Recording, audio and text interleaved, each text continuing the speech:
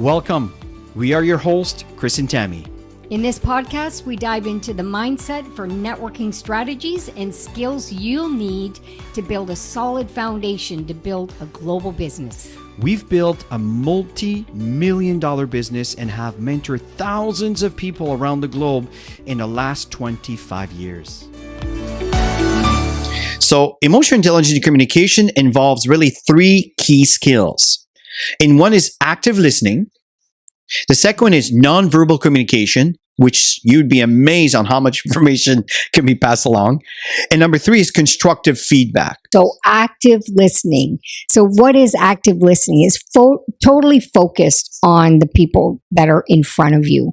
You know, if you're sitting in front of somebody or even on Zoom or something, put everything aside because that person has to be the most important person. Okay, so people need to feel that they're important. So you want to totally focus on that person. You want to make the other person feel that they're heard and valued. Okay, uncovering real concerns instead of surface level objections. So we're going to go through some active stuff so you understand how all of this works. But this is really, really important. You know, the fact is, whatever you do is you want to be in an environment where you're not being disturbed, but in the same time, when you are communicating with someone, make sure that they feel that you are giving them 100% attention. Because I'm telling you, that has so much value. And today, with all the social media and all the devices that we have and watches is where vibrate whenever you do them, we constantly are distracted, and people feel that they're not important to you when you're trying to communicate with them, even though it might be an aspect that you are very much valuing, but because of the habit of always being distracted, this is what Tammy's talking about. Active listening is absolutely critical. And moving into texting too, Chris, when people are texting, you know, when you're actively texting with somebody, you know, they feel important. But if you disappear without saying anything and then you come back later, people don't feel like they're being heard or they're important. So it's always important to communicate that. It's really, really important. And techniques for active listening, folks, is we're going to cover paraphrasing.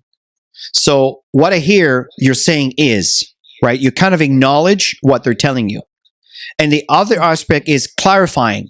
Can you tell me more about that? It's all about clarity, folks. When you understand what's really going on, because you may interpret something different based on your own experiences and blueprint of what you went in your life based on what they're telling you.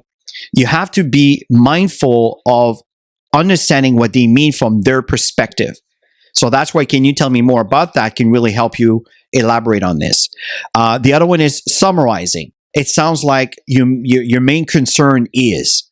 So these are kind of the key phrase to help you with the different techniques of active listening. So now we're going to move into the nonverbal communication.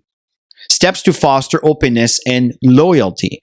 So what it does really, it's leading by example. Communicate transparently. This is so important.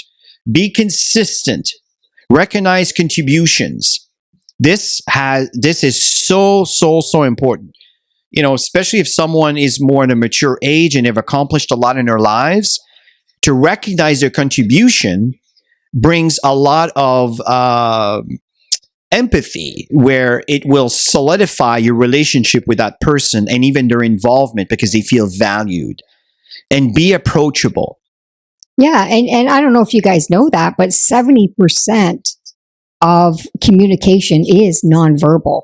I didn't know that when we first started watching our mentor. We'd go and just sit and watch on how he would interact with people. That's the best part about, you know, old school. They keep saying old school network marketing. The best part about that is learning how to communicate and watching the body language is unbelievable.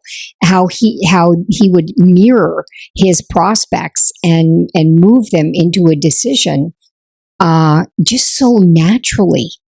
And because he really genuinely cared, right? So that's what it's all about. So your nonverbal cue is your eye contact, the posture, facial expression, gestures, and tone of voice. And I know because when Tammy and I were on stage, we very often we could see the audience, and when the audience is nodding or they're smiling when you say things, you feel that they're in agreement, and you feel that they're receptive. Well, on the other hand, if people are frowning or raising their eyebrows, right, it's like what you just said. They feel the skepticism. Like, is he serious, right? So these are things that can give you an opportunity to open the conversation for more clarity, to make sure they understand what you meant. Again, facial expression is amazing.